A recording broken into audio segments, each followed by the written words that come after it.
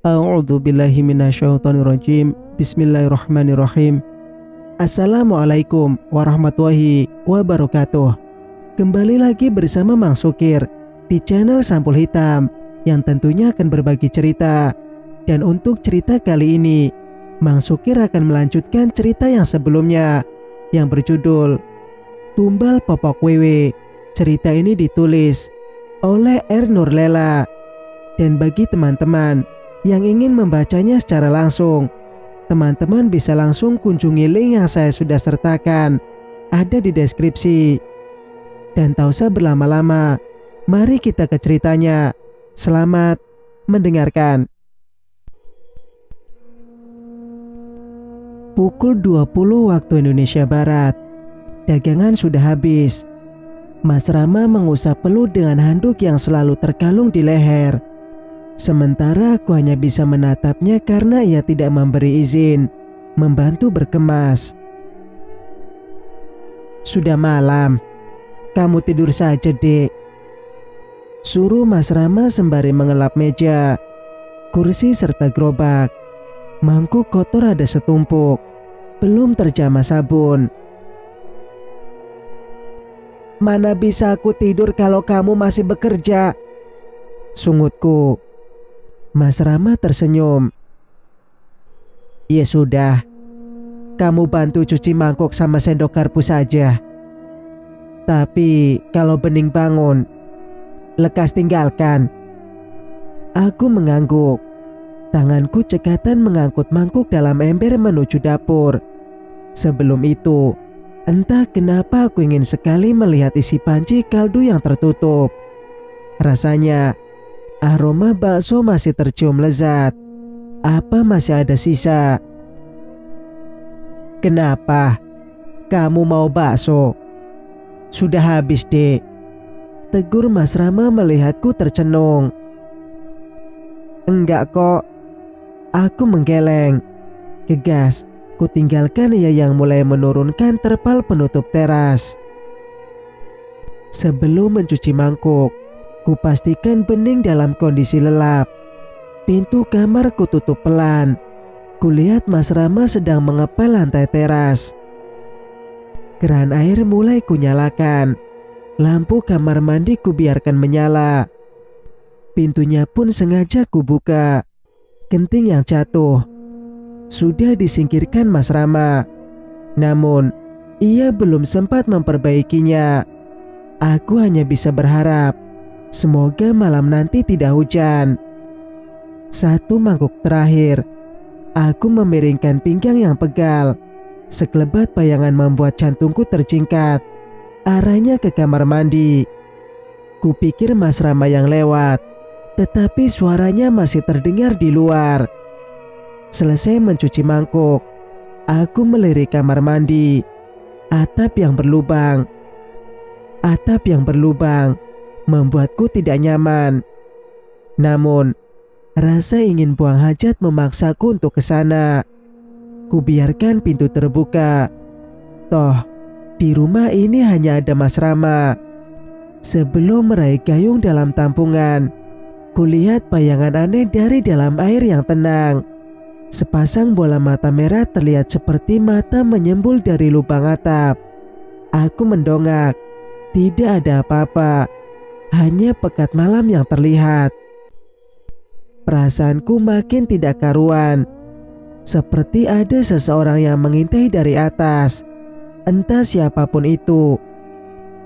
Aku harus memaksa Mas Rama agar besok lekas memperbaiki genting yang rusak.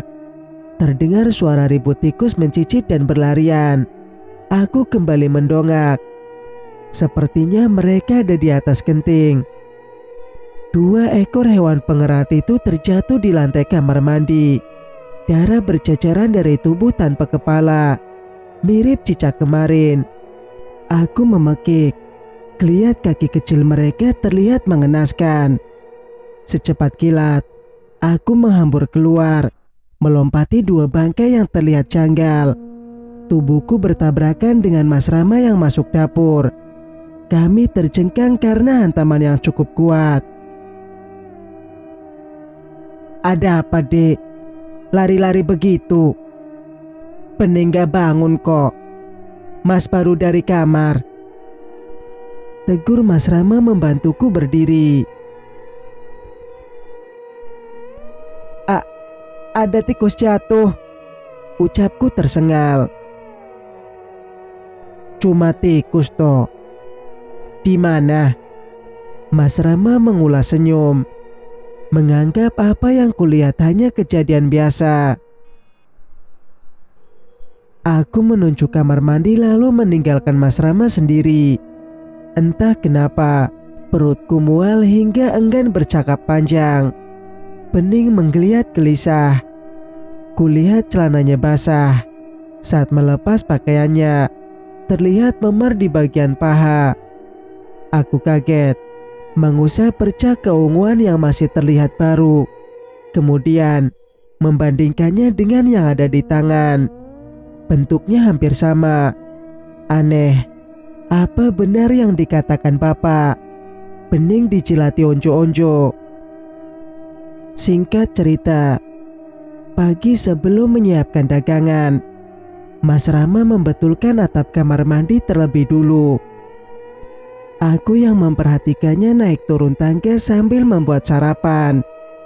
Bening sejak lahir tidak merepotkanku. Ia bayi yang sangat anteng dan jarang menangis. Aku pun tak pernah telat memberinya ASI. Jadi ia tidak memiliki kesempatan menanggung lapar. Mas Rama sudah selesai. Ia membereskan tangga sambil menjelaskan kemungkinan penyebab genting terjatuh. Kayaknya ada musang di atap, Dek. Dia yang mengganggu tikus dan cicak, paparnya. Musang? Apa hewan itu pemakan daging? Aku mengerutkan alis. Ya mungkin. Tapi gak mungkin harimau atau sejenisnya. Lanjut Mas Rama menenangkanku.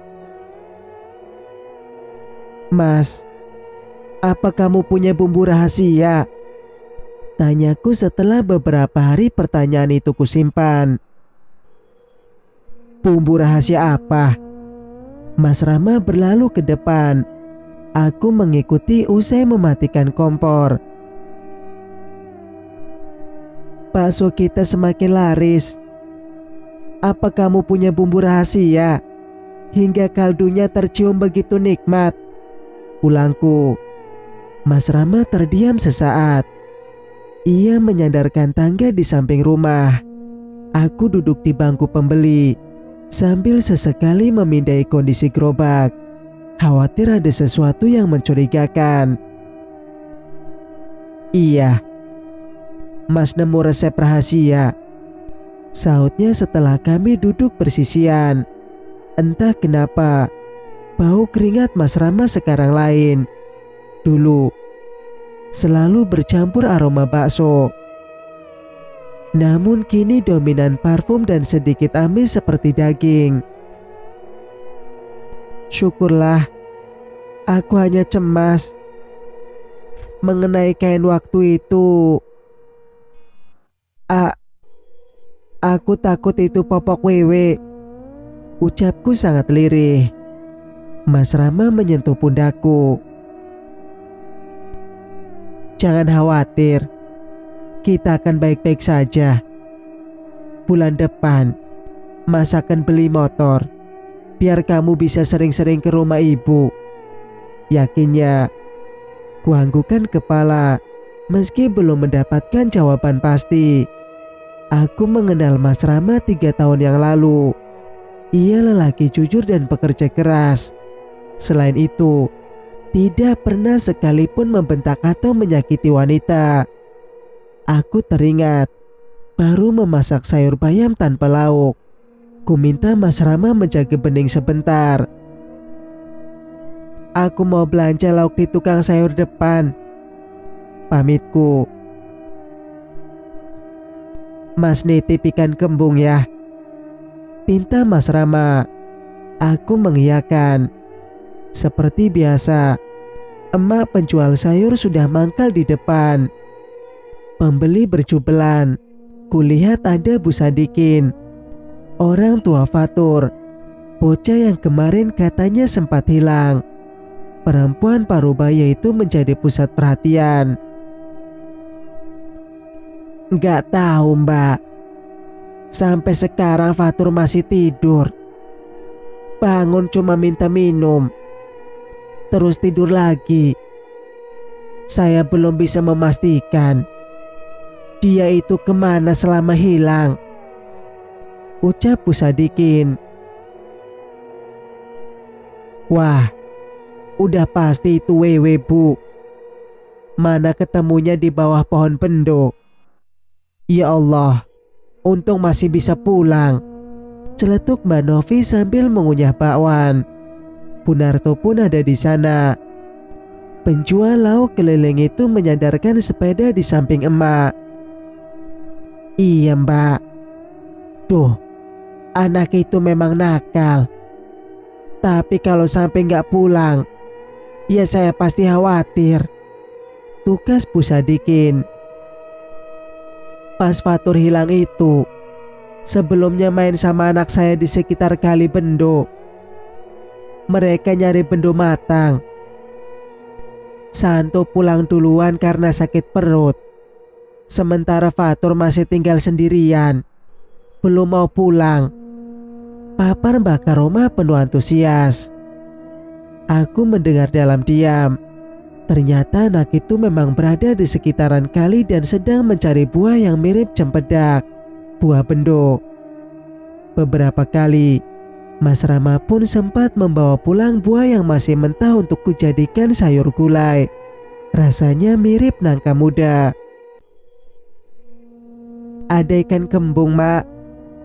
Tanyaku membuat semua orang menoleh. Mereka baru sadar kalau ada aku di belakang. Mbak Nuni, ada. Mau berapa bungkus? Emak membuka bungkusan plastik hitam. Satu saja, sautku sambil mengambil satu potong tempe. Mbak Nuni kemarin gak kelihatan kemana? Tanya Mbak Novi. Ke rumah ibu mbak. Aku mengeluarkan uang 50.000 untuk membayar. Oh alah, pantesan. Kemarin itu geger loh. Satu kampung keluar rumah buat nyariin Fatur. Tukas perempuan berambut sebau itu penuh antusias. Apa ini baru pertama kali ada anak hilang? Tanyaku penasaran. Iya, tapi dulu zaman mamaku masih kecil, katanya juga pernah ada anak hilang, diculik Wewe. Entah kenapa sekarang bisa kejadian lagi. Apa benar Wewe itu ada? Ujar Mbak Novi. Terdengar setengah tak percaya. Aku terdiam. Makhluk yang pernah mendatangiku saat maghrib, serta yang kulihat di malam hari bermain dengan gerobak bakso Mas Rama. Ku yakin sosok itu. Namun, aku tidak berani bercerita ke mereka. Takut mengacaukan suasana. Ini kembaliannya mbak. Emak menyenggol tanganku. Pagi-pagi sudah melamun, candanya. Iya mak. Ya sudah, saya pamit dulu ya. Takut pening nangis. Aku gegas meninggalkan mereka yang terlihat santai. Padahal paling hanya belanja sayur tak seberapa, tetapi mengobrolnya lama. Aku tidak terbiasa seperti itu. Takut terbawa suasana, membicarakan aib orang lain misalnya. Sebelum benar-benar menjauh, ku dengar mereka masih membicarakan seputar kali bendo dan hilangnya Fatur. Samar, ada yang mencetuskan popok Wewe, membuatku bergidik mual. Singkat cerita, sehabis maghrib, 2 orang pembeli datang. Sepertinya mereka warga luar kampung Suren. Aku belum pernah melihatnya. Mas Rama menemani mereka mengobrol. Tempat kami memang nyaman, tidak jauh dari jalan utama, tetapi tidak juga terlalu ramai. Sangat damai untuk bersantai. Aku ke dapur, merebuskan air panas untuk tremos sesuai permintaan Mas Rama. Beberapa kali, api kompor tiba-tiba padam. Kupikir gasnya sudah mau habis. Aku membuka pintu lemari bawah, di mana tabung gas berada, untuk memeriksa jarum regulator. Klak. Tangan memegang tabung berwarna hijau yang bersemayam di sana. Tiba-tiba, sesuatu yang kasar teraba, seperti rambut gimbal dan lengket. Kaget, ku tarik tangan segera. Degup jantung mulai tak karuan. Aku nyaris terjengkal. Sesosok anak kecil berlari keluar, melewatiku dan masuk kamar mandi yang terbuka. Pintu langsung terhempas keras. Bahkan lampu di dalamnya meletup, pecah. Kututup mulut agar tidak mengeluarkan suara teriakan. Andai tidak ada pembeli di luar, mungkin aku sudah menjerit sejadi-jadinya. Menahan rasa seperti itu membuat tungkai lemas. Aku luruh di lantai, mencoba beringsut ke kamar dengan berpegangan pada tembok. Entah berapa lama aku terdiam di ranjang. Tubuhku panas, tetapi menggigil. Rasa kaget luar biasa membuat hatiku tak siap. Mataku benar-benar menangkap sosok anak kecil berambut gimbal dengan cakar hitam dan mata melotot tajam. Ia tidak mengenakan pakaian, sama seperti yang kulihat malam itu. Bedanya, kali ini ia telanjang. Makhluk apa yang sebenarnya terus-menerus menggangguku? Apakah mereka Wewe dan anak-anaknya? Aku tersentak oleh ketukan pintu kamar. Mas Rama memanggilku berulang-ulang. Ia pasti menunggu air termos yang harus kuantar sejak tadi. Namun, gara-gara sosok itu, aku tidak bisa merebus air hingga mendidih. Mas Rama masuk. Ia menatapku yang terpekur di sudut ranjang dengan wajah heran. "Kamu kenapa, Dek? Ada tikus lagi?" cecar Mas Rama. Aku menggeleng. "Bukan tikus, Mas. Tapi..." "Cicak, kecoa." Mas Rama tersenyum, mengajak bercanda.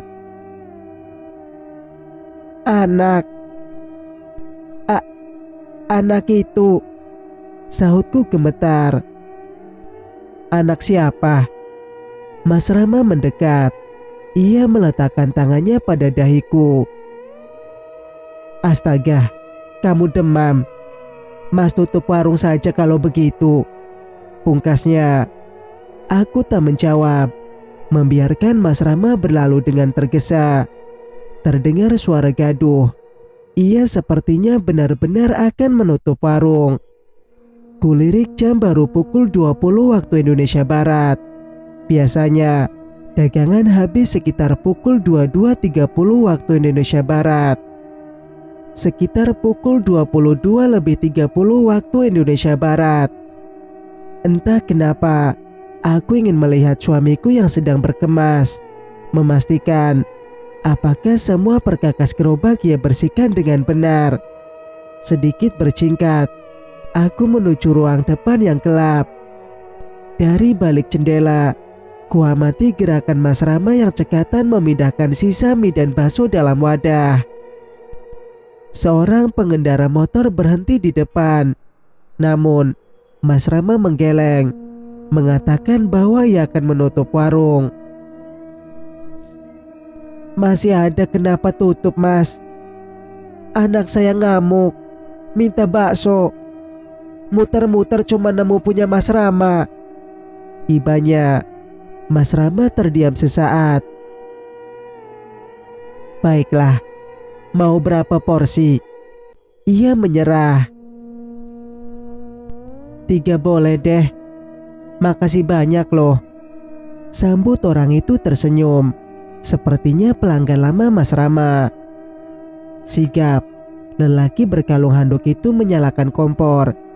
Gemuruh api membakar panci kaldu, beradu dengan denting mangkuk serta gemerisik plastik. Tidak ada yang aneh. Semua terlihat wajar. Garam, penyedap, bawang merah, serta potongan seledri ia masukkan ke dalam plastik tahan panas. Sementara mie, bakso dan pangsit dibungkus terpisah.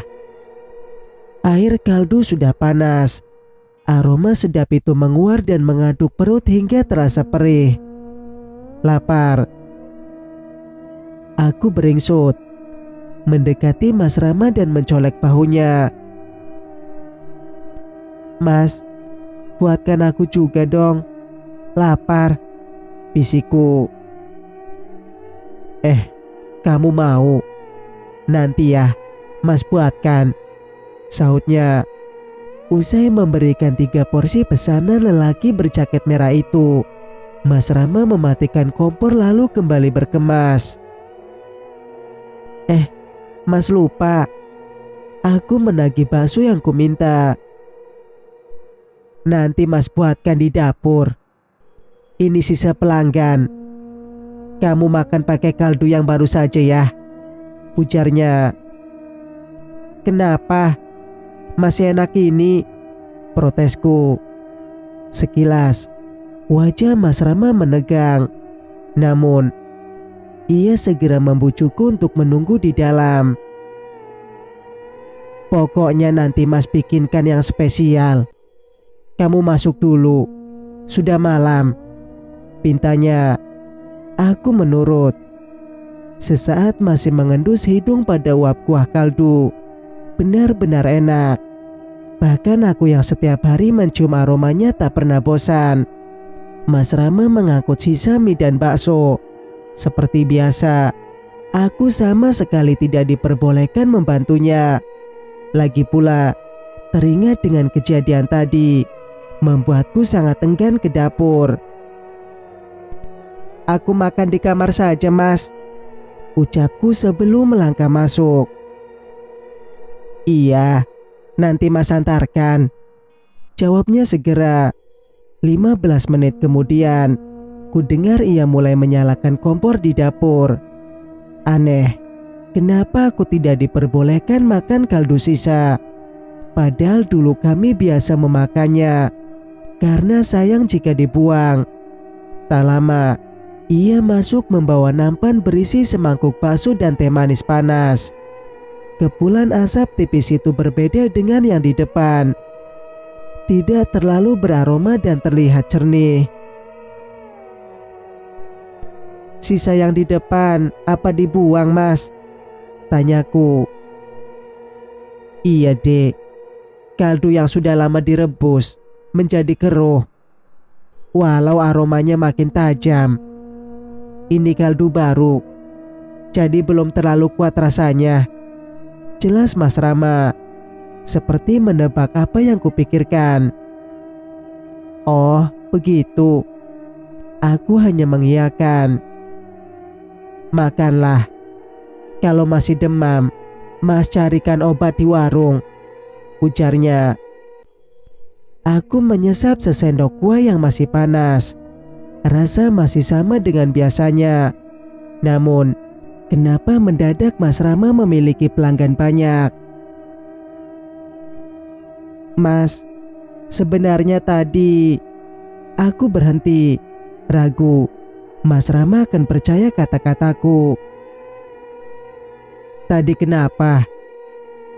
Ia membantuku mengipasi mangkuk. Enggak. Aku hanya kaget karena ada kecoa di bawah lemari tabung gas. Elaku. Pada akhirnya, aku tidak bisa mengatakan apa yang kulihat tadi. Oh, kecoa. Biar besok Mas beli kapur ajaib.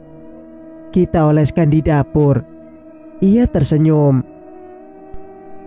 Usai makan, aku menyusui bening yang terbangun. Mas Rama pamit keluar untuk membeli jamu.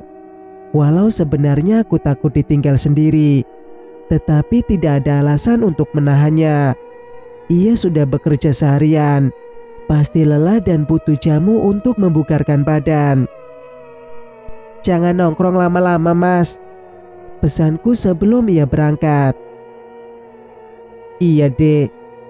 Tangannya terulur, mengecek kembali suhu tubuhku yang sudah membaik setelah terisi semangkuk bakso. Sepeninggal Mas Rama, aku berniat untuk memejamkan mata. Namun, teringat belum menggosok gigi serta sholat isya. Rasanya tidak nyaman tidur dalam kondisi seperti itu. Jadi, kuberanikan diri melangkah ke kamar mandi. Lampu masih menyala terang di ruang tengah hingga dapur. Kamar mandi pun dalam kondisi terbuka lebar. Tanpa menoleh ke arah lemari tabung gas, aku melewati dapur dan gegas menggosok gigi serta berwudu. Tanpa mematikan lampu, aku meninggalkan ruang dapur dan langsung menuju kamar. Aku sholat di sana, menyiapkan tempat khusus, jauh dari ranjang. Sholat rakaat kedua, konsentrasiku mulai buyar. Ada langkah kaki mondar-mandir di bawah jendela kamar. Rakaat ketiga, pintu dapur seperti terbuka. Hingga pada akhir sholat, terdengar suara orang bermain air di kamar mandi. Tidak mungkin Mas Rama. Ia tidak pernah masuk lewat pintu belakang. Selain itu, seingatku pintu dapur sudah terkunci. Kalau begitu siapa?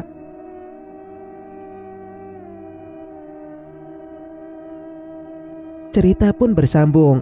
Jika kalian suka dengan ceritanya, jangan lupa untuk like, komen, dan subscribe channel ini agar bisa mendengarkan cerita-cerita berikutnya. Wassalamualaikum warahmatullahi wabarakatuh.